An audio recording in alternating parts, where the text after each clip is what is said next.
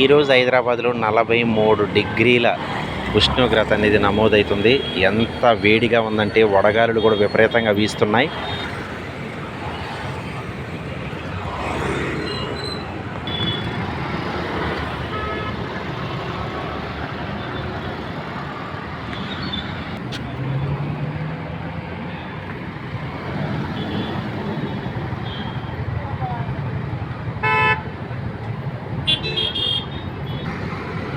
ఈ ఎండ తీవ్రతకి వడదెబ్బ తగిలి చాలామంది హాస్పిటల్లో జాయిన్ అవుతున్నారు. కాబట్టి అత్యవసరం అనుకుంటేనే బయటికి రావాలి, అవసరం లేదనుకుంటే నీడ పట్టునే ఉండటం చాలా మంచిది.